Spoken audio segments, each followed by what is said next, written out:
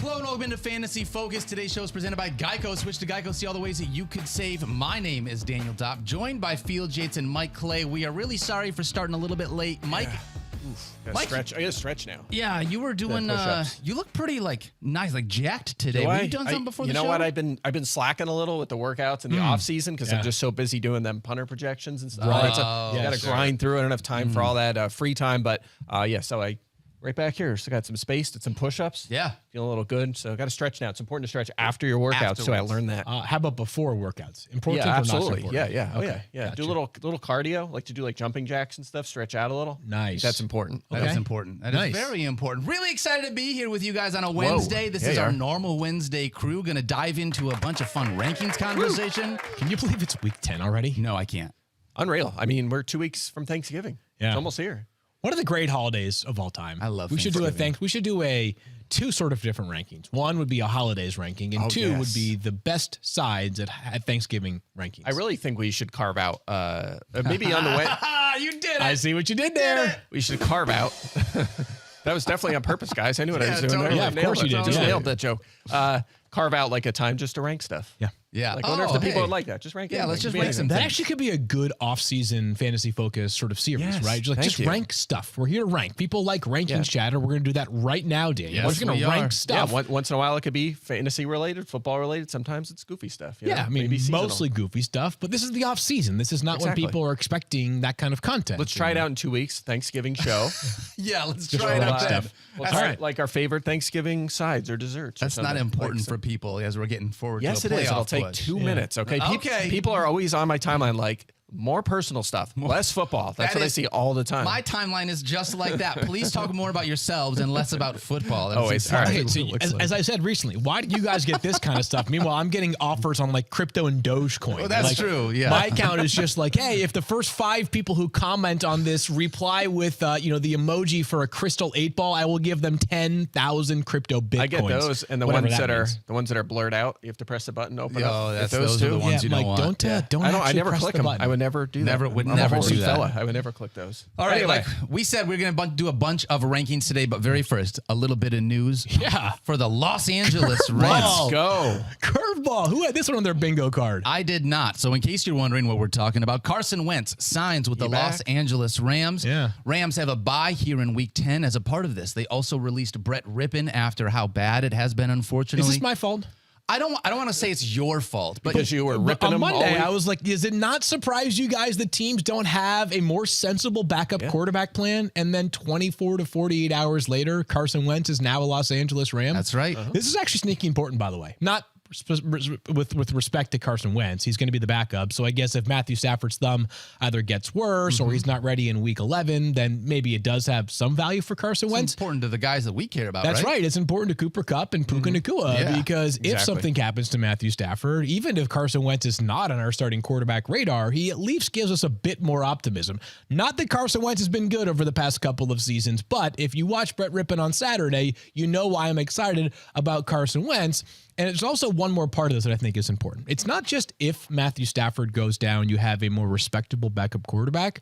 But to me, this signals that the Rams, even at 3-6, have little intention at any point this season, maybe week 18, but they do not plan to just let this year get by them, right? Whether that's the best strategy or not as it pertains to draft equity and things like that. Yep. We can debate that on a different podcast, but the Rams want to be as competitive as their talent will allow them for the rest of this season, which I think was re-emphasized by signing Carson Wentz. If they didn't care about being competitive, they would have continued with Dresser Wynn as the practice squad third string quarterback and Brett Rippon as a backup quarterback. Yeah, good name, by the way. But I saw some of the initial social media reaction was oh no, Stafford's thumb must be worse. And my thought was, not necessarily. They saw Brett Rippon play Right, this they watched weekend. the They tape on cannot win Saturday. games. Exactly. You need what's the point of having a backup quarterback if he goes in here it's over? You just have Correct. You have to at least give yourself some sort of chance. I think that's clearly what they did here with I Carson Wentz. think, and I could be very wrong here, I think there's a chance that Carson Wentz is also spending a decent amount of his time in Los Angeles these days. So this is one of those that just kind of came together fairly easily, I'd imagine, once the Rams decided they needed to find a better backup quarterback. So good for Carson Wentz, good for the Rams. As Shefty noted, he, of course, reported this. Like, this is kind of a full circle moment, right? Yeah. The Rams trade up. They get Jared Goff. Carson Wentz goes number 2 in the 2016 draft. The Rams eventually trade Jared Goff for Matthew Stafford. Matthew Stafford gets hurt. It reminds them they need a better backup quarterback, and they end up taking Carson Wentz off the street and making him their number 2 quarterback. Football is a funny game in that way. I feel like that was just like the Charlie moment where you had all the strings across the board. Yeah. And you're like, this is, and this led to this, and then this happened because of it. That was very good, Field. I like it. Thank you. Yeah. All right, let's dive. By the way, just a reminder, week 10, Rams are on a bye, so you're not going to be using any of your Yes, Rams, they are. but Ginger Jesus will be available for us in week 11. Yeah, trash ball legend. And right. we do expect Stafford back. Too. We so do, you don't yeah. need to add Wentz, right? Like he's not even going to be a QB2 most Right. likely. We'll keep an eye on that to make sure he doesn't have a setback. But for now, Wentz should only be rostered in nowhere. 3 I don't- quarterback Yeah, he should not be leagues. rostered. Yeah. He should be rostered in Carson Wentz's family league. Yeah, the That's 16-team right. super Yes. flex leagues. Yeah. Yeah. All right, let's dive in, talk about a bunch of rankings. Each of us are going to bring a couple of players to the table, and we're just going to sort of dive in on this. Field. You wanted, for whatever reason, to talk about my Detroit Lions running back. So what makes you love them this week, Field? Will Yates? things change now that Jahmyr Gibbs has played so well in the absence of David Montgomery? He had a week as the highest scoring running back in all of fantasy. He has been a top 10 running back with David Montgomery off the field. When he's on the field, though, it's been a much different story up to this point. Here are the snap counts by game for Jahmyr Gibbs in the games in which David Montgomery was also available. 27%, 48%, 37%, a total of 35 touches, so about 12 a game, 0 touchdowns. That's a lot different than what has been with David Montgomery off the field. Yep. Meanwhile, David Montgomery in those exact same games played 79% of the snaps, 45% of the snaps, and 71% of the snaps. And how about this number in terms of total number of touches? 72 with 5 touchdowns. So double the number of touches per game and a 5-0 touchdown edge for David Montgomery as opposed to Jahmyr Gibbs. Of course, most of that going towards the goal line, right, where David Montgomery is a superior option given his size and his power. I wonder, though, does this normalize and equalize a little bit because of the way that Jahmyr Gibbs has played over the past few weeks and the idea that maybe Detroit realized they might have been giving Monty just a little bit too much work, right? That might have contributed to how he has been or why he has been injured over the past few weeks. That's reflected in my rankings as the gap is only 5 spots. I've got David Montgomery as RB16, Jahmyr Gibbs as RB21, and that's pretty close to where you guys have him, except for the fact that Daniel is all in on both of these running backs. I got him as 2 top 15 guys this week, in part because I think I've seen the way that they've unlocked Jahmyr Gibbs. It's going to be tough to put that genie back in the bottle. I think part of what we saw with Jahmyr was trying to get his feet underneath him with David Montgomery. They realized that he wasn't quite there yet as a young kid coming out of college, watching a lot of those Lions games. Jahmyr wanted to do a lot of bouncing outside, I felt like, in that first couple of games. Last, without David Montgomery, he's settled in and become the running back that I think everyone thought Bijan Robinson was going to be. And so now we're at a spot where you've got a couple of guys. I like both of them as starters, at least both of them as RB2s here in week 10. Yeah, I think both should be started. I'm a little lower on Gibbs at 22, pretty almost identical to where you are, Field. But I think it's not a lock. I think Gibbs is going to be somewhat dependent on if the game script or game plan allows them to throw to the running back position, because that could hurt him a lot, because I still think Montgomery is going to be the clear goal line back, the clear primary runner here. I mean, Gibbs' difference in fantasy points per game goes from 22.2 to 9.9 when Montgomery's on the field. It's been 3 games each. So I still have some concerns here. Gibbs could just be kind of a dud, and that's why I'm ranked. That's why I'm at 22. Lowest. No, group here. I don't think he's crazy. From a fantasy perspective. I don't think he's crazy. Eye test. The eye test to me is like the Jahmyr Gibbs you're talking about with David Montgomery is totally different than the Jahmyr Gibbs and the confidence that we saw each of the last couple So of that's weeks. what we're going to find out, though, is like how much of these past 3 weeks matter. Do they matter enough that Jahmyr Gibbs goes from being not startable to startable with David Montgomery? If Montgomery plays, he's startable. Yes. I just can't imagine a way in which they're going to play David Montgomery and say, here's 12 carries for this game, right? It's going to be closer to 20 in most games. Yep. The question is Jahmyr Gibbs still going to find room for 6 to 10 carries and maybe 5 to 7 targets? If he does, that's going to be pretty close to usable for Jahmyr Gibbs. If he doesn't, then the genie can go back in the bottle, as you just referenced, and all of a sudden it'll be the David Montgomery show once again, and Jahmyr Gibbs will be a player that's better in real life than he is in fantasy. Yeah, we've seen this before where the backup comes in and is really good. And I know it's high pedigree here with Jahmyr Gibbs. I totally get that. We've seen this before. Yeah. Zeke Elliott last year. Yeah. He misses a game. Tony Pollard comes in as the RB1. What happens? Right back to a split. 2 years ago, Javonte Williams has 1 week in which Melvin Gordon's out. He was the highest scoring running back in all of fantasy. Good what happens the next week? Right back to Melvin Gordon being kind of the leader in that backfield. It wasn't last year, the year before, Alex Madison. Dalvin Cook missed 4 games, or none were consecutive. Alex Madison was the number 1 scoring running back those 4 weeks, but he always just went right back to the backup role, no matter how good he played. So we've seen it before, but then again, they do have some concerns at receiver, so he should be on the field quite a bit. Both of them together. You don't see that a lot, but there'll be enough there, I think, to keep Gibbs at least in the flex conversation, and I have him as a fringe running back too. Lions running backs averaging the 3rd most fantasy points per game in the NFL this year. Step back from last year. Yeah, because they were first, right? They were right up there. All right, let's move ahead. Talk about a guy that you want to talk about. What do you like or dislike about James Cook this week? Yeah, just raising some red flags here. I think there's some concerns with James Cook that we should talk about because, he has been effective this year. He's 8th in yards among running backs, but 17th in touches. The usage has not necessarily been there. Only 6 carries last week. He's now, believe it or not, 19th in carries among running backs and 21st in targets. So not top 18 in either of those categories. Wow. And that's what we expect from, we expect better from a fringe RB2. Under 9 fantasy points in 4 of his last 5 games. His best finish is 8th. So he's lacking some upside there as well. Only 2 carries inside the 5. A lot of concerns here with James Cook. He's just not getting enough work. They signed Leonard Fournette to the practice squad. Does he get called up Saturday night and join this club and has a role? Man. I mean, it just continues to go the wrong direction. So I like Cook as a player. He's been effective, but we've seen this before. We thought Devin Singletary was a really good player, and he can never carve out a consistent role. Just randomly, he would play like 80% of the snaps, and then he would be relegated again. So I just think it's something to keep in mind there. I worry about Cook's upside. And here's a question. Is this a good matchup? Denver, I don't know. Most fantasy points allowed to running backs, but which Denver or defense are we going to get here? Do we have like the pre/post Miami game, or I guess like post Miami game splits? Yeah, I didn't split it up, but I mean the defense has definitely been substantially better the last few games. They've been what we kind of thought they would be, right? Like maybe being one of the best defenses in the NFL for portions of last season was like too dominant, but like they definitely aren't a bottom 5 defense in the NFL. They've got plenty of blue chip talent on that side of the ball. And like maybe are we at the point now where we're 5 or 6 years into Josh Allen's career where it's like, unless the Bills somehow have a top 5 pick and take a Bijan Robinson, that's a bad example, actually. They would use, but hopefully Bijan a little better. It's just not going to happen in a Josh Allen offense. There's just too much Josh Allen at the goal line, too much Josh Allen as a runner. Mm-hmm. Is he kind of like the anti-Rashad White in that like he's super efficient when he gets the ball? He just rarely gets the ball, whereas Rashad White is thriving off of volume right now. And by the way, we talked about that role yesterday. Like he deserves a ton of credit for fantasy purposes because he's a very usable piece right now. Yep. James Cook's pretty maddening, though. It's so frustrating because when you watch James Cook run, they put the ball in his hands, and it's like the dude is fast, he's explosive, he's got quickness, like he does so many things well.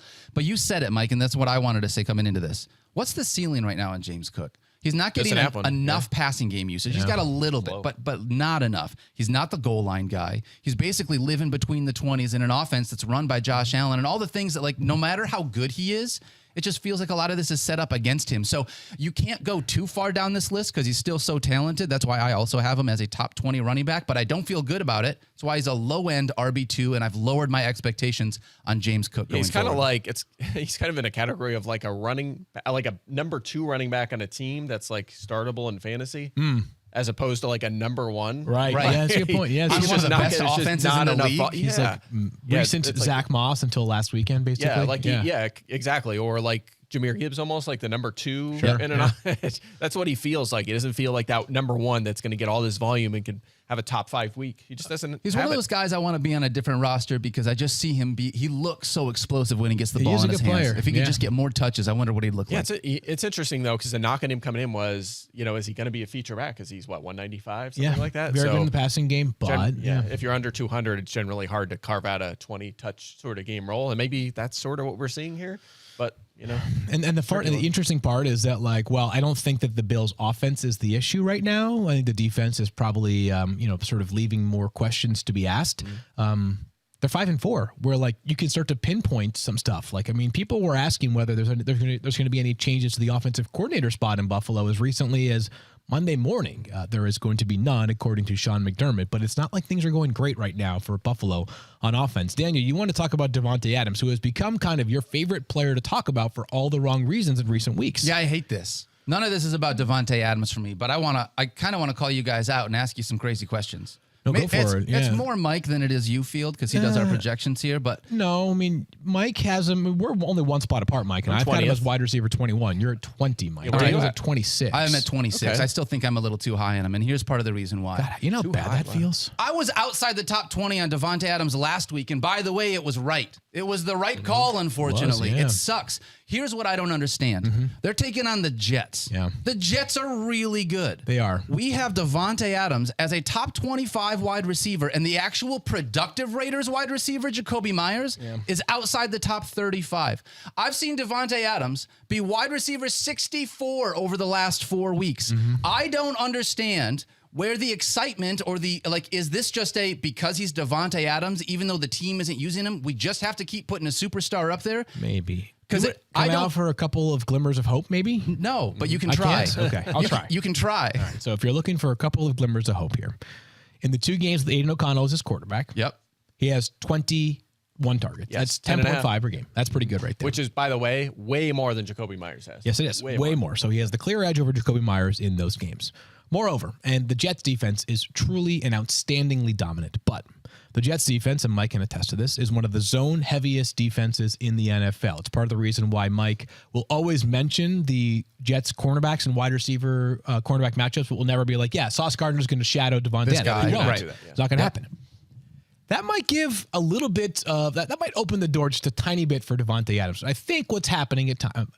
I'm trying to look for glimmers of hope here. I know you are. But when a quarterback sees a wide receiver in man-to-man coverage, it might automatically, instinctively sort of move that quarterback away from whatever portion of the read that wide receiver was to the next portion of the read. Hey, if the first read is Davante Adams, but he's being locked up by pick your random, very good cornerback. Pat Surtain or something. Yeah, Pat Surtain. Okay, fine. Let's move off of him and go to Michael Mayer or Jacoby Myers or whoever it is, Josh Jacobs. As we saw this past Monday night, now Justin Herbert's a way better player than Aiden O'Connell, and Keenan Allen, like Davante Adams, is a superstar. But the passing game was largely kept in check, except for Keenan Allen. Correct. So there's going to be maybe some opportunities here. I don't expect a 12 for 143 and a touchdown type game for Davante Adams. What I'm pinpointing is can we get 7 for 85 for Davante Adams this weekend? Sunday night, yes. Yeah. Thoughts? So, just to piggyback on that, there's been 4 decent to really good games against the Jets so far from receivers. You just mentioned Keenan Allen, Stephon Diggs, CeeDee Lamb, A.J. Brown. Yeah. I would say Davante Adams fits that category for sure. Totally. His target shares the last 3 games, 27%, 33%, and this most recent game, 29%. Remember, this was a rare game for the Raiders.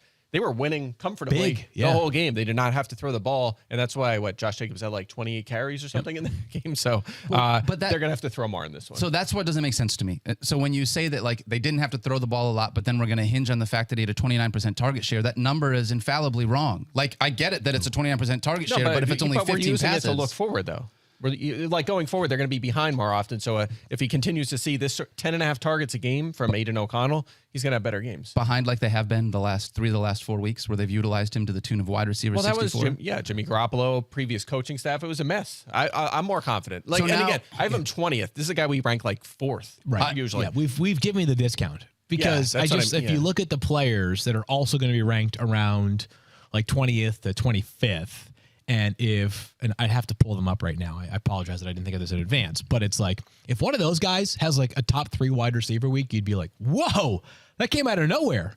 If Davante Adams has that, back to the emotion stuff you talk about a lot, Daniel, you'd be like, it's about damn time. All right. And this could be, and you mentioned this, I want to totally say this. This could be the trap game because it's against the Jets and he's been so bad for 4 games. And it's all right, well, now I'm finally out on him because I want to see it. Isn't the law of do? At some point, he's just due. Can we make this happen? Well, you are due, and it will pay off if he can continue to see volume.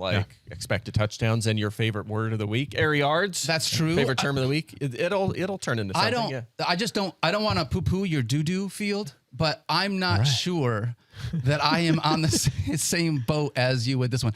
You know what? Let's have some fun here. Thank you. Reckless decision. This is right all here that I Ben. wanted. That's why I brought this up. Okay, yes, that's why I did this. All right, so I'm at 21. You're at 26. Split the difference. Be 23 and a half. So if he's top 23, I win. Top and outside the top, and then 24 below, you win. I'll make it better. I say Jacoby Myers scores more fantasy points this week against the Jets than Davante Adams, who you have ranked 15 spots Myers higher. ahead? I do not know. I mean, we can do that, or we can do the run. Whatever you prefer. Your choice. I don't care. If you want to do Davante Adams, we can do it. I think part of this for me is the idea you want this badly, so I'll take either bet. I'll either take Davante Adams as a top 23. Yeah, how about Mike gets one? I get the other. I want both. Yeah, there we go. All right. So fine. Which one do you want, Mike? You want the head of Jacoby Myers? I'll take ahead of Jacoby Okay, I'll take top 23. So you go first. Go ahead, Mike. I'm going first here? Yep. Okay. I think that in Week 10, Davante Adams will outscore Jacoby Myers. I think in Week 10, Jacoby Myers outscores Davante Adams again. All right, here we go. Put it on the board. Sorry, I didn't know if I was supposed to wait for field or not. Nailed that one. Wow, that was bad. All right. I say Davante Adams will be a top 23 scoring wide receiver in Week 10. I say Davante Adams will not be a top 23 wide receiver in Week 10. All at the same time? Put it on the board. We nailed the landing there. I hope I am wrong. Yeah. Guys, I want to be wrong about this. Yeah. That's the thing. It's just been so frustrating. And because of the fact that we haven't seen this new coaching staff very much other than a very nice win in which he didn't have to get used because of Josh Jacobs. We're going to hope that maybe we get some more I'm here. Keeping the faith here. Yeah, keeping the faith. And you know what? I mean, you think his 4 catches last week were bad. That's 3 more than Zay Flowers had, Mike. What's going on there? Oh, yeah. Now, this is one of those really interesting ones where every week it's kind of like Zay Flowers came out, had the good week 1. Yep. His target share has been good for a while. Yep. And he was like an easy guy to rank. Yeah. Just kind of throw him in there. Odell's out again, whatever. You just file him in there. He's been way worse than I realized. Yeah. And I had to do some serious evaluation on his ranking this week. So this is the lowest he's been probably since week 1. 9 catches, 78 yards, and 17.7 fantasy points in week 1. He has not matched any of those numbers in any game after that point. 1 touchdown in the season. That was week 6. His targets have progressively been going down over the last month. 1 target last week, 6 or fewer in 3 straight. He has 0 top 12 fantasy weeks. When these teams played earlier this season, this is a rematch with the Browns. He had 56 yards in that game. And Browns, by the way, really good against receivers. Second fewest fantasy points allowed this season. Behind only the Jets. Yeah, the Jets, of course. Yeah. So not going the right way, and they're trying to get Odell's healthy now, and they're trying to work him in. He had a better game last week. That looks concerted. Mark Andrews. What? The Odell Beckham Jr. involvement looks concerted to me. Yeah. Like, I think they've realized, like, while we can talk about this in a later date, but like the most important thing about signing Odell Beckham Jr. was it got Lamar Jackson to sign that 5-year extension. Correct. Yeah. So the Ravens did not blow $15 million on OBJ. They blew $15 million on OBJ plus Lamar Jackson, which is a very worthwhile investment. But after a really slow start to the season, I think they're trying to get OBJ involved. And they're good enough, by the way, that they can do this kind of things. They can sort of, take some liberties and involve players because they're 7-2. Yeah, and they're also rotating in Rashad Bateman, and Nelson Aguilar's playing well enough. He's being rotated, and they're kind of using 4 guys. So, it was just one of those things. Sometimes you just kind of catch up on a player a little bit, and it just, I was like, you know what? The projection's too high here. Like, I need to look into his recent usage as opposed to his usage for the whole season. So he's down. This is the lowest he's been in a while, and he just has not been productive. For a lot of reasons. As much as Davante Adams this week, Daniel. I do. I think I'm a little too high in him. I agree with everything that Mike's saying because you look at the last couple of weeks and what you've seen, especially against the Browns defense. Like, I don't feel super great about it. Yeah. However, how many times has Zay Flowers seen double-digit targets this year? I'm going to go with once. Twice? 3 times. 3 times. Okay. How many times has Davante Adams seen double-digit targets this year? 3 times. Yeah. All I'm saying is that this is another one of those situations where it's like I see the superstar that is Davante Adams, and yet there are times, and I don't think it's with Zay Flowers taking on. This is not the matchup, but like there are times where it's like I like being able to take some of these other guys. I think are getting more involved in their offense. So part of this is just the volume. So both of them have had 3 games with double-digit targets. Adams is 20th in fantasy points per game. Yeah, totally. Flowers is 44th in fantasy points per game. He just has not been. What has Adams over the last 4 weeks? Do you know? Better than Zay Flowers. Yeah, better than Zay Flowers. Okay, you're right. Yeah, that's fair. That's fair. DJ Moore was you, Mike? No, DJ Moore was me. Okay, right back to you then, Daniel. What are your thoughts on DJ Moore? I'm out on DJ Moore. Out. Just like in life? With Justin Fields expected back, you're out. So it depends. If Justin Fields is going to be back, I'll feel a little bit better. But I have him projected, right? You do have him projected. Yeah. It's put it this way. There have been enough breadcrumbs that suggest to me that Justin Fields will play. The good news is we'll have a full preview of the game tomorrow, and the Bears have to announce something today in terms of Justin Fields' game status for Thursday night.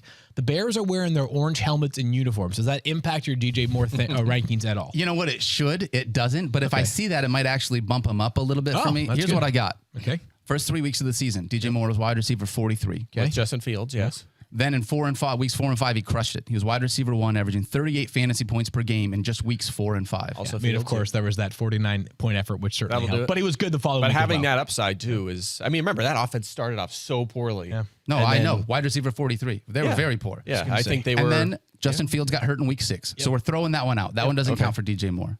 Last couple of weeks, since then. No Fields. There has been no Fields. Yeah.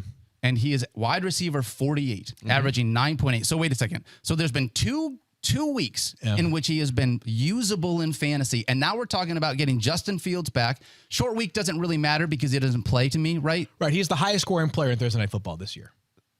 Is he really? He sure is. Yeah, that's funny. It has to be, right? Yeah. So, has anyone played? 48 points. The teams points. only play one game, right? A couple of them have played 2. They have? The Chiefs have played 2. Oh, okay.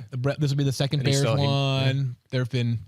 it would take a Chiefs receiver like 8 Thursday night games to catch up to DJ Moore's one game. You be kind right now, but you're correct. He has only had 2 weeks that I feel like he has been the guy that you would hope that he would be, weeks 4 and 5. And other than that, it's been pretty disappointing. So if Justin Fields is under center, definitely a lot more, I feel better about it. But if there's any semblance of Tyson Bagent being out there at all, I'm totally out on DJ Moore. Oh, yeah. I will move him down in my rankings closer to where you are now if Bagent starts, because you're right. It's been a struggle. 9.4 fantasy points per game, 51 yards per game with Bagent, as opposed to the 20 per game and 97 yards per game with Justin Fields. But again, I'm ranking as if Fields plays in this game, and I feel like it took him a couple weeks to get going, and then the offense was heating up with Fields and Moore and Kmet. And then he got hurt. And then, of course, Fields got hurt. And it kind of fell apart. But, by the way, Panthers have not allowed a lot of production to receivers. It's been very volume. Yeah, second fewest receiver targets faced. They've allowed the 7th highest yards per target. So the efficiency has not been good. They're dealing with injuries in the secondary. So I think it's a fine matchup for Moore. What a fascinating game tomorrow night. And I don't mean I don't think it's going to be the most compelling to watch. But the idea that the Panthers traded their first round pick to the Bears, and the Bears win, it would help their cause in, I guess, at least one very certain way, because the Panthers pick would stay at worst number 2. It could be all the way to number 1 if the Cardinals lose. But it's like the Bears, it would inflate the value, or I guess it would decrease the value of their own pick, because they would be further away from number 1. Fascinating dynamic. Anyways. Yeah, the top 10 this year looks like it's going to be really fascinating with how it works out for these quarterbacks, because if you look at the projected teams, it's like they all need or very well could need a quarterback, including Chicago, who we're not sure yet. We don't know. We'll see how it plays out. They could be in the market too. I don't, and then we can wrap up and move on this. I understand we talk about Justin Fields. We started to see this uptick in this Bears offense. The problem for me was it was just 2 weeks. It was a weird way that we saw Justin Fields get there. 4 passing touchdowns in each of those 2 games is different than what we've seen from Justin Fields. So if this was one of those things where, for me, as somebody that loves Justin Fields, I've loved him because he utilizes his legs and we want to see him throw more. Yeah. But 2 games this season, unfortunately, hasn't been enough for me to feel like I can trust it going forward. But there is hope because it means it's in his arsenal. It's just, can he continue to do it now that he's coming back? This is the part where I want to see it before I'm out there trusting it more often than not. That's kind of where I'm at. Yeah, but you also said your ranking as if it's Bagent, right? So yes, I'm so assuming, we're not that far off. What you and I are assuming Fields, you're assuming Bagent. Yeah. I think we're probably close, in the same area there. Yeah. Yeah. That's fair. That is fair, Fields Yates. You want to talk about Michael Pittman? We've been arguing about these other wide receivers. What do you like about Michael Pittman? Michael Jr. I actually don't know that we're arguing a whole lot about Michael Pittman Jr. We have him inside our top 15. All of us have him actually as a top 12 wide receiver for week 10. There was a time in which you thought when a team was playing the Patriots, hey, they're going to take away that team's number 1 option. And assuming Josh Downs is out, their head coach Shane Steichen was very non-committal this morning when he was asked about a variety of different injured players. We'll have potential clarity on Josh Downs, but maybe as soon as Thursday night when the team leaves for Germany, because if he doesn't go, they'll tell you, hey, he's downgraded to out. I have him not ranked right now.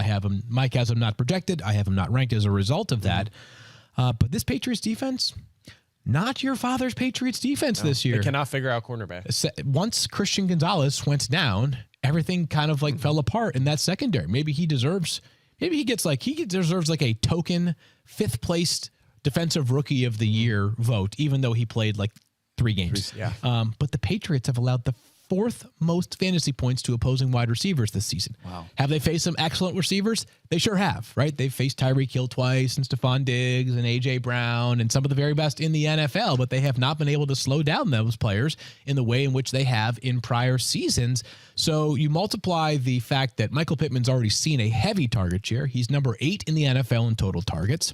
There might not be any Josh Downs. This Patriots defense, which will not have J.C. Jackson on Sunday, he's not going to travel with them. Sounds like not exactly disciplinary reasons, but more like accountability reasons. This Patriots defense, kind of a shell of itself right now, could be a very useful day for Michael Pittman on Sunday morning in Germany. Guten Tag. I don't know what that means, but I think it's German, right? Yes. Sure. Sounds good to me. I don't know any. I think it means anything. sure. Sounds good to me. That's what Guten Tag means. Guten Tag. Yeah, that's exactly right. But, and just to round it out, this is a player that coming into the season, there were some questions just in terms of the Guilty. Okay. Well, but Absolutely. still, Mike, everybody had some questions about Anthony Richardson as a thrower. And frankly, it's been better with Gardner Minshew. He's got 40 targets as Michael Pittman in 4 full games with Minshew Michael under center. Pittman is this year's version of what DK Metcalf was last year. Interesting. He's the guy that no one wanted to draft because we were afraid of that quarterback situation. DK fell to the low 20s. Yeah. I was more concerned about the volume of the offense, but it's been different because instead of Richardson and all them carries and potentially 10 quarterback carries a game, we're getting 2 or 3 generally from Gardner Minshew. Also, one of the fastest paces to offenses in the NFL. They're moving flying right now. I just underestimated 2 things, what the offense would look like. Obviously, I couldn't account for the quarterback situation. That is what it is.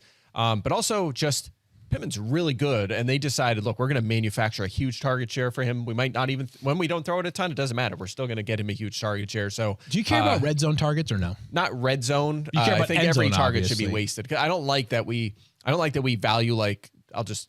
You could use it for runs or passes, but a carry or a screen from the 19-yard line, as opposed to from the 1 is a massive difference. Okay. The difference between the 19 and the 50 isn't that much different in terms of touchdown rate.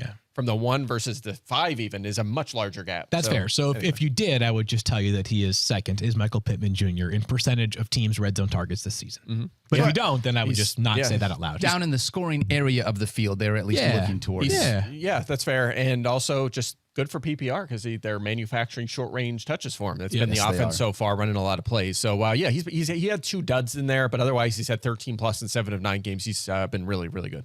I got a question that has nothing to do with fantasy field, Yates, and I'm going to ask you this. Well, this is funny. Maybe I'll do this during the break here. Greeny's producer, Bubba, just texted me. He just called me. Then he texted me, hey, we've got a question with Greeny. If you can call into the show real quick. Good. You just do that. So We'll just Here, we'll get through one more player. I'll call you. I'll tell him. I'll call you in a few minutes. I'll call you in a few minutes. Let's do it right on the show. Yeah, why not? so In a funny. few and take a break from our show. How about All that? right, Field, Okay. I'm going to ask you this question real quick. I want to know, and this is a little bit sensationalizing, but we've seen some coaching moves. We've seen some teams not doing well. Patriots are 2-7. Yeah. Is there any Bill Belichick hot seat situation potentially going on, or is At some point, if something comes to a head, we should have a thorough conversation. I think Mike and I tend to be on the same side of this year. If the Patriots were to fire Bill Belichick in the middle of the season, to me, it would be one of the most disrespectful, egregious decisions in the history of professional football. 100%. Listen, you can say whatever you want about this year's team, but this is the greatest, most accomplished head coach in the history of professional football. And if you want to tell me it was all Tom Brady, he's the GOAT. Go back and watch what the early Patriots look like. Go back and look what the Patriots look like in the last Super Bowl against the freaking Rams. They scored 1 touchdown. The best show in the NFL got shut down to 3 points. So it would be, it's not going to happen. If it does, I'd be completely stunned, but it would be one of the most disrespectful things in professional football history. I don't think they would do that, right? No. I don't either. That's why I'm just asking. Okay. But yes. 2-7 is just a tough record, and it's been of course it is. I think You know if they make a change, I think it would be in the offseason very respectfully. We've seen that before with listen, Jason Andy Garrett. Reid got fired at and by the way, was he a bad coach? No, it just sometimes things come to the end. Yeah. Yep. It's hard to carry a voice for a long time, and he's been probably about, I don't know, what's the average coaching lifespan these days? 3 years? Goodness, something so like he's that, about 8 times what a normal coaching lifespan is. Yeah. Anyways, I And digress. teams will be lined up to hire him elsewhere. Oh, yes. Oh, yes. Yep, if they move on. Absolutely. He's one of the few parts of the Bill Belichick coaching tree that's successful. All right, we're gonna do a couple of live reads here. Yeah. Come back and do a few things. Field, I'm gonna let you do a live read. That's right. And then I'll go call Greeny and see what they want. I'll report back, and you guys can talk about the other players that I didn't bring up. Are you Sounds like a plan. overwhelmed by insurance? Yes. Make it easy. Get all your insurance in one place with Geico. Plus, get 24/7 claim support and on-the-go policy access with award-winning Geico Mobile, with the award-winning Geico mobile app. See how easy insurance can be, and go to geico.com. All right, Greeny's reported back. He needs it to be between 11:45 and 11:53. Oof, All right, that's so tough. we'll figure it out. Okay, we'll see what we can do. Hey, do you guys smell that? That's the scent of fresh turf and freshly cracked Dr. Pepper, which can only mean one thing. It is college football season. So block off your Saturdays, swipe a sweet Dr. Pepper from the mini fridge, because there's a new season of high kicks, long throws, and Fansville commercial breaks to carry you all the way to the West Coast games. That's right, the fans are back, and this year things are heating up. We're talking more hot takes, more heartbreak, more layers of face paint. Get ready to drink in all the drama this season with the help of the most delicious college football tradition there is, Dr. Pepper, the one fans deserve. Also, guys, Traeger is awesome. Let me tell you why. Yeah. At the Home Depot, Saturdays are about two things: making all your watch party favorites on the Traeger Ironwood XL grill and smoker, and football. You can serve up wood-fired flavor every time with consistent cooking, and the intuitive touchscreen makes it easy to control the temperature, which stays steady, so you can keep your mind on the score, not on the temperature. And trust me, when your favorite team is on, that is going to come in pretty clutch. Traeger is all about versatile cooking. You can grill, smoke, roast, or bake, which means you can grill some burgers, smoke some pork butt, roast some veggies, or even bake a pie. You heard right, desserts can be done on a Traeger as well. With Wi-Fi technology, you can be in the kitchen prepping some side dishes, or on the couch watching the game while everything is cooking for your game day party by controlling your Traeger from anywhere with the easy-to-use app. And when you're done cooking everything for the game, cleanup is super easy with the easily accessible, easy clean grease and ash keg. So don't wait. Upgrade your Saturday with the Home Depot. How doers get more done. You make All right. sausage on that grill? I'll bet you could do some sausage on that grill, Mike. I like sausage. I know you're a big sausage guy. That's me. All right, let's dive in and talk about a couple more players. I'm going to talk about Jake Ferguson. All right, let's do you do guys mind if we do that? Is this, Yeah, she just called 11:47 is a new target time, so we'll make this happen. We 11:47. got this, people. Is this Dalton Schultz Jr.? I think that's Whatever we what call this it. is. Might be, yeah. It might be. Part of this is you got a couple of situations at the tight end position, right? Travis Kelce's on a bye. Darren Waller's on IR. Dallas Goedert, I don't know if he's officially gone on IR yet, but he's a fractured Not yet. forearm, so He's we're not not going to have yet. him. No need to, because they're on the bye. So. Okay, so there you go. So that means we're looking for a new tight end in order to put in our top 10, and we've seen some stuff from Jake Ferguson the last couple of weeks. He has the second most fantasy points amongst tight ends over the last 2 weeks, which just so happens to coincide with the way that Dak Prescott has looked fantastic. Here in week 10, with how bad the tight end position is, we're looking for guys that have, one, a pulse, and two, are getting volume. He's got both of them. So I am in on Jake Ferguson as a top 10 tight end, given the state of the position. I'm with you. Well said right there. Yeah, I have him ninth, five top 12 weeks this season. So he's been usable pretty much all year long. 2 straight top 10s, had a touchdown in both of those games you just talked about. And coming off a game with a career high 10 targets, the Giants have been pretty good against tight ends, third fewest fantasy points allowed. I'm not too worried about that, just because the Giants offense has been so good, and the Lights are out again. The second time we've had a Ravens 49ers Super Bowl moment. That's amazing. Wait, Daniel. Mike, yeah. Daniel, can you not take your sorry, shirt off? guys. I took. Okay. I thought when the Shirt lights back came on. out. This is all right, actually the shirts best are part. on. I hope that Jackson gets a couple of videos of us in the dark right now, being like, "Oh, well." It's a rave. Let's go. Hey, I want to ask you. Yeah, start Jake No, we can Ferguson. talk about it. Go ahead. Yeah. Ferguson. By the way, I just have to note that there's really nothing sadder as the lights come back on in our studio. Yes. I woke up this morning and, obviously we had waivers run last night, so you didn't know exactly what the projections would look like until you get to fill in some gaps. Yep. My Travis Kelce lineups look so sad this morning. Oh, it's tough. When I saw the projected number. Yeah. You lose that 22 points. 42 points Yeah. for one team. Like, that feels too low. It's like my Christian McCaffrey team, same thing. Yes, Yeah. last week. Oh, my God. That's tough. That is really tough. Field. Sam Howell. Yes, that's what I was. Okay. Yeah, let's do it. I Let's was talk just about going it. to say this. When you look at this offense, you look at the idea that we're on week 10, right? You got buys for Patrick Yeah. Mahomes, Tua Tagovailoa, and Jalen Hurts, which means you need to find another quarterback potentially. And Sam Howell, so very much on the streaming radar for this week. And let's start here. I'll get into the numbers in a second.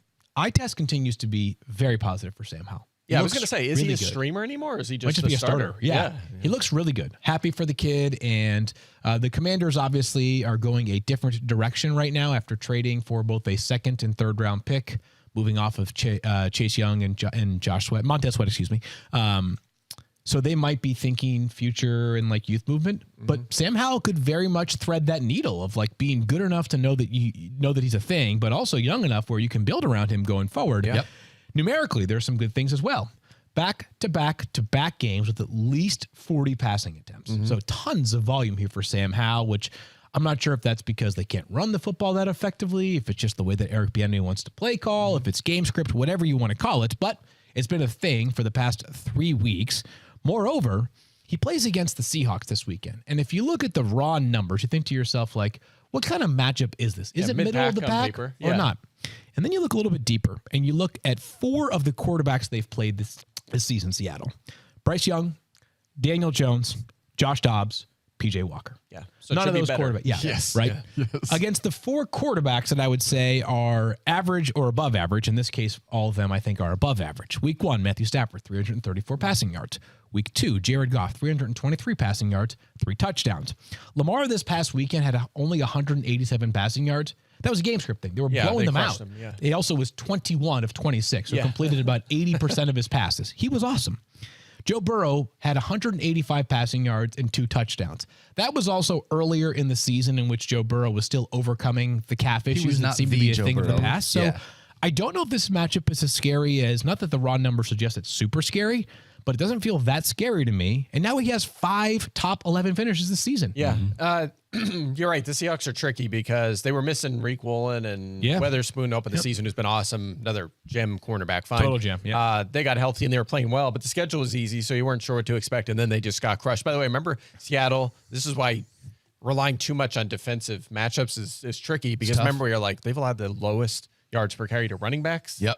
That's been the case for a few weeks now. Yeah. They're like mid-pack now. Yeah, they are literally mid-pack in terms of They just get back-to-back games of getting the Browns when they had PJ Walker ran really well. The Ravens, of course, ran well last week. Yeah, all the running backs. So I'm with you. By the way, Howell, just to reinforce what you were saying, number 1 at quarterback in dropbacks, pass attempts, completions, expected passing touchdowns, interceptions, and sacks. Pretty good. Wow. I mean, some of them are good. Some of them the are sacks part not so good, obviously. It's just interesting. Yeah, so much volume. Totally. That's part of why the sacks are so high in the interceptions. But yeah.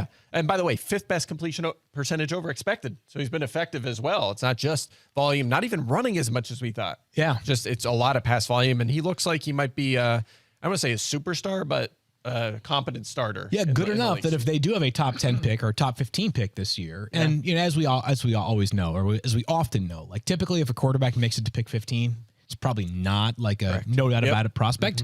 But maybe the Commanders say, rather than trying to package some of those draft picks that we now have to move up in the draft, we just stand pat and just build around Sam Howell going forward. I think that's what they will do. Yeah. I was listening to David Presley while you were talking about this field, so I apologize. But as a part of this, did you talk about how you're expecting, because this defense has gotten worse, that they're going to have to continue to throw because teams are going to score against them? They already have. That's definitely been a thing. That's been where it's at. I think it's going to continue there. Or excuse me, Mike. Let's talk about Geno Smith. I'm going to call Greeny. You guys got this for 5 minutes? We got it. We'll hold it down. Enjoy yourself. We see where your priorities are. It's fine. No big deal. No big deal. All right. So let's talk about Geno Smith, Mike Clay. All right, let's do it. The question here is, can we stream him this week? A week we need a quarterback. You know, we need some streamers because he has not been streamable all season. He's been really poor. Last year, 17.9 fantasy points per game, 12.3 this season. Yikes. Daniel, he has 1 weekly finish better than 17th, and it was all the way back in week 2. 17th. He's not even like startable in 16 team leagues this season. So the question is, they're playing Washington, 3rd most fantasy points to quarterback, 7 consecutive top 10 fantasy weeks allowed prior to Mac Jones disappointing last week. I think the answer is maybe have him 14th. So if you're in a tough spot and your quarterback's on a bye, if you have to, yeah, I think he is an option this week. And I think part of his problem has been Ken Walker scores like every game. Yeah, he's kind of stealed a little bit of the fantasy production, but he's certainly taken a step back from last week. I asked you coming into this season, and I was trying to find this answer from Stats and Info. One of my concerns was Geno Smith was awesome last year, an incredible comeback player, right? But how often do we see a guy basically not be a a good football player for almost a decade. Yeah. And then they come on and all of a sudden just blow everybody out of the water and then continue that as a plus 30-year-old player.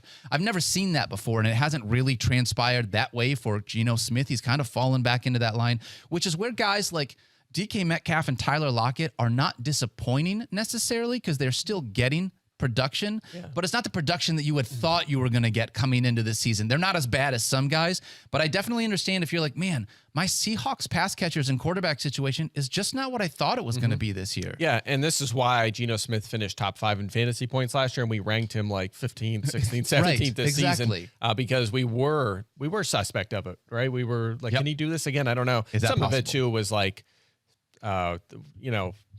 what am I trying to say? Like survivorship bias last year too. Sure. Like he played in every game, and that's why his fantasy point total was so high. But he was effective. I mean, he was like top 5 in QBR last year. He was playing well.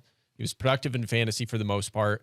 At worst, like a back end QB1, but it is certain he's certainly come back to earth this week. But again, I think if you're in a tough spot, he's out there. You're going to see his fantasy point total. It's not very good, but this matchup against Washington sets him up as a streamer. All right. I think we're going to dive into some YouTube questions, Mike Clay, if that's all right with you. Fun. Our rankings are in a pretty good spot. Go check them out. They're available right now on ESPN.com. Our rankings are up for you to be able to see ahead of the Thursday night football game. We got a couple of questions from our YouTube chat, though. Mike, first one comes from Delani Bland. Says, is CJ Stroud a sell high? I have Kyler Murray. Wow, that's a good question because his most recent game was his best by far. Like I don't think historically best by far. Yeah. Yes. So I think the answer is if someone's treating him like a top 5 quarterback and you can get that value back, yes. I actually traded him before this last game because I had Jalen Hurts and turned him into T. Higgins, which I'm happy with. But yeah, I think you can certainly explore. It also depends on your other quarterback situation. Kyler Murray. If you said Kyler Murray is the yeah. other quarterback, I don't feel I'd wait a confident week. starting. Yeah, exactly. Yeah, I would use Stroud this week and then reevaluate based on what we see from Kyler. If Kyler just doesn't run at all, I mean, that'll change at some point. But if he's not going to run for 3 weeks, 4 weeks, very much, that might concern me a little bit. Can you imagine? The lights are going out again. I was just this time gonna it was say field. we might lose him. No, I think we got him. It's a spotlight this time. Yeah, That's so, why. but yeah, I mean, I think his value is probably at its peak for the season. Yeah. But not he's not a guy you have to force it on because their offensive EPA is really good. Like this, we sort of saw coming. Yes. They were playing well offensively. The touchdowns just weren't there. A lot of field goals. That changed last week. So I think he'll be a QB1 going forward, but not necessarily an elite performer. I feel more confident in CJ Stroud than I do Kyler Murray, which is part of why I'm with you. I need to wait and see what Kyler looks like before I make the decision to move on from CJ. Yeah, Kyler's so interesting, right? I mean, he's been top 12 every season of his career. He's always going to get you 400 plus rushing yards. He was 5th last year, and he wasn't efficient last year. Like that offense was struggling. He was still 5th in fantasy points per game. So I'm optimistic about him once he's back to full health, but I do worry about him not running much because we've seen that before with these guys that have to hang in the pocket. Justin Herbert last year, Joe Burrow 2 years ago. They're not the same kind of player as Kyler, but you take away that rushing, right? It's a different story. And for how fantasy. often does Stefania talk about there's a difference between, we say it all the time, return to play and return to performance. And we can see Kyler Murray get back out there, but like to see him be the Kyler Murray that you're comfortable enough to trade away CJ Stroud to be like, yep, Kyler Murray is going to lead my team into the fantasy playoffs. You got to make sure that you feel confident in that before you move off. Yeah, I need to see that first scramble. Yes, I gotta see that exactly. I need to see him take off and run for 18 yards. Then I'll be like, all right, we're in. We're good. All right, this one comes from Kingslayer94. Should I bench T. Higgins or Chris Olave, or would you play Sam Laporta? Sorry, I read this question wrong. Should I bench T. Higgins, Olave, or Sam Laporta for Taysom Hill this week? No. Taysom Hill is at least a conversation, like finally in fantasy, but I'm with you. I don't want to bench any of those guys for Taysom Hill, but Taysom Hill is usable here in week 10. Yeah, I mean, T. Higgins is coming off a bounce back game. He's healthy now. Chris Olave's the offense is playing good. Billion targets still. Olave's getting the targets, and he's just a solid presence. He hasn't had the ceiling we hope for, but he's been fine. That offense is scoring passing touchdowns. And Laporta, I mean, he could make a case he's the number 1 tight end this week. He's been great. Him and TJ Hill Hockenson is like top 10. Yeah. So we've talked about this, and Taysom Hill's role now, if this continues, which maybe it won't, but I think it can, if it continues, it's enough for him to be a serviceable fantasy starter. His role before was like, you just had to hope you had a goal line carry. Yeah. You had to get that touchdown. Now he's getting a pass or two. He's getting a handful of carries. Yep. And he's getting 3, 4, 5 targets. Yep. And if that continues, he can be a fantasy starter at tight end. By the time you put all that together, Yeah. like it feels It's like unique, but it you're works, there. yeah. Field Yates finally back. I'm back. Yeah. There he is. What How'd was that go, about? Field? Greeny wants to know, and this is actually kind of one of my favorite parts about fantasy, is that he is convinced that if he plays Josh Jacobs on Sunday against his own Jets, that he might be incurring too much mojo for Josh Jacobs and that Josh would have a great game and it might cost his Jets.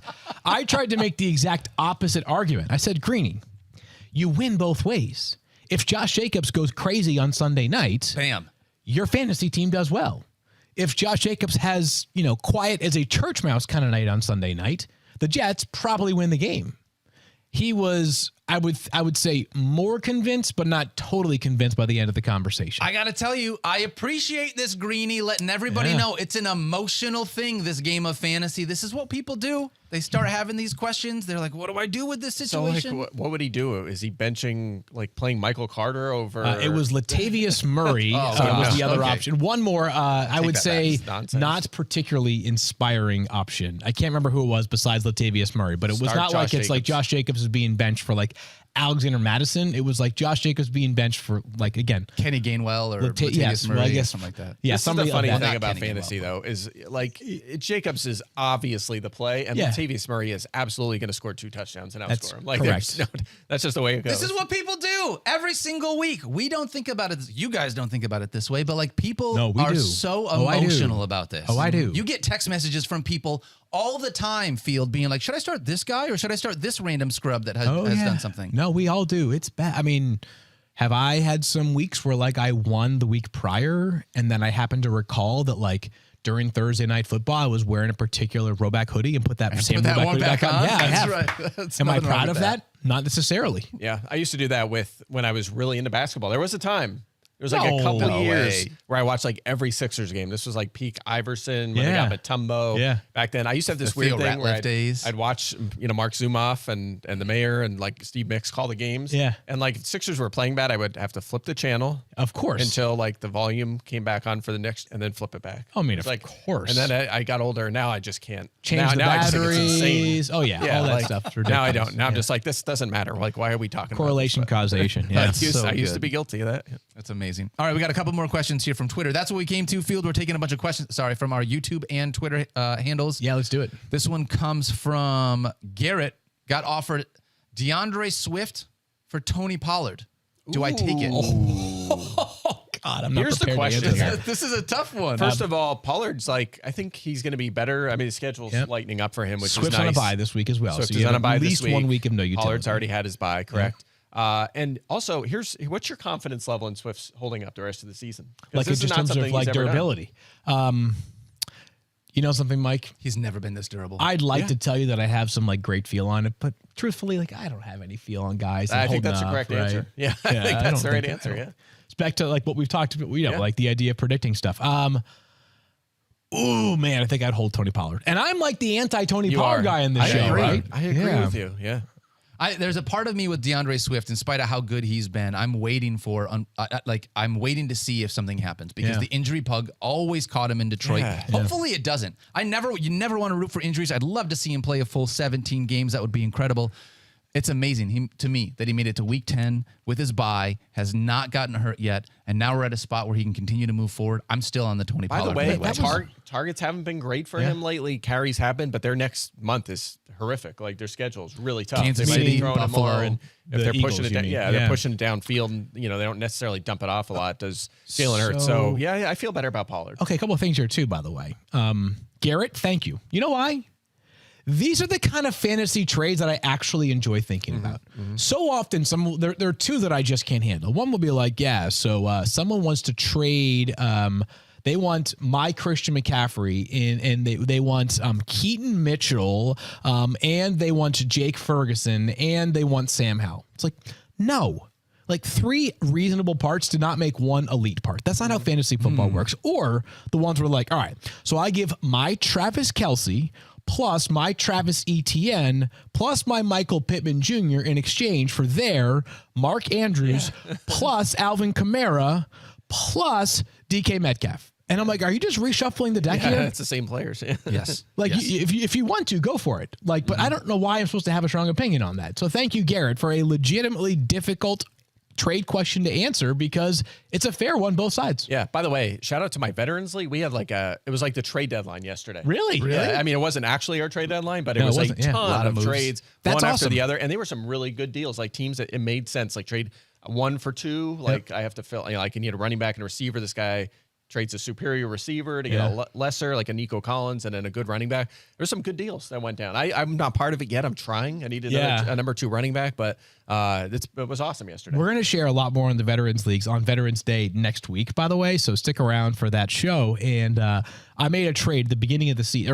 or towards the beginning of the season, that at the time looked completely chemically balanced. It was the day before DJ Moore had his 49-point performance. I got DJ Moore and George Kittle and somebody else in exchange for like 2 or 3 like pretty good players. Oh, Pat Frymouth was going that way. This is when George Kittle was really struggling. Frymouth gets hurt the following day. Moore goes off for 49 points. Man, so no one trades with me in the Veterans League anymore. Makes sense. My team, Justin Jefferson, David Montgomery, J.K. Dobbins, and somebody else who just got hurt for the season. I've lost 4 straight. My team is done. Toast. Bye-bye. That's brutal. Yeah. That My is most brutal. hopeless team in fantasy this year. I'm hanging in there, but we have some good teams now. We do. After these trades, there's some powerhouse. Especially in a teams. 16-team league, it is tough. No, All right, we got exciting stuff, one more question here for today. Comes from Daniel Caps Keenan. Wants to know, Tyler Lockett or Jordan Addison?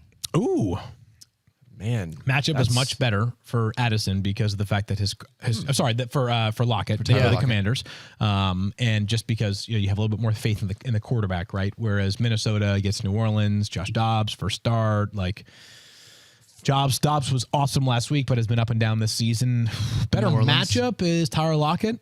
I don't even know who I have ranked higher. Better player so far this season is Addison. Yeah, that's a close to a toss-up I right think there. I probably have Addison slightly ahead, but that's got to be close. I'll tell you right now as I look please it do. up. Yeah, I could be totally wrong. Because it's tough coming out of what you saw from Josh Dobbs. How much confidence did that Josh Dobbs performance give you in this passing game versus I don't know how to I don't think that's going to happen every single week. That's just an awesome story, and I'm excited about it. Well, what's interesting about Dobbs is when he was in Arizona, he supported fantasy relevance from the tight end position as a whole. It was like 2 guys soaking them all up, but even Zach Ertz was hanging on the tight end 1 radar, and 1 receiver, Marquise Brown. Yep. So can you do that with Jordan Addison and TJ Hawkinson? I think so. I do. So I think they're both, and that's what we said last week. I think they're both starters, and that's really all you're touching in this offense. Is, in terms of pass catchers, obviously Madison as well. I want to make sure this is right. We all have Tyler Lockett ahead of Jordan Addison. Tyler Lockett is wide receiver 22 consensus. Jordan Addison is wide receiver 27 consensus. Oh, wow. A little lower than I would have thought. So yeah. All right. Well, again, good matchup did boost Lockett up there a little higher than I thought. So yeah. All right. Close one, though. Hey, this Same was tier, fun show, other than the fact that Field just straight up left us in the That's middle my of it. first time I think I've left the show. I was waiting to see if he was going to come back or if I was going to have to. I thought about just, you know what, let's get our start on the rest of the day, but I missed you guys. Yeah, who knows? Maybe next week, like Scott Van Pelt wants him, he'll just take off. Like, who knows? Hey, you never know. No, I Scott see only where we works at file in night, here so- in the priority order. No, trust me. I mean, like that was very much that was a calculated decision to leave. But yeah, thanks for being patient with me. We love you guys. Thank you so much for hanging out with us. Come back tomorrow. Field and I are talking Thursday Night Football. We're going to do our Week 10 preview part 1. We love you guys. Don't forget to love each other. Be kind to yourself. You deserve it. We'll see you tomorrow. Peace. I mean, I wasn't patient. I was a little angry. I know, but I came at you guys a couple times too about the Davante thing. I'm sorry. You're about really that. angry about that. I feel like if he goes off, Davante to be wide receiver 1 more than anything I do else this too. week. That's why I'm ranking him so low. I'm trying to speak it into existence. All right, well Field. then I'll give you credit if you do. Thank you. You deserve Thank it. you for that. All right, let's do it.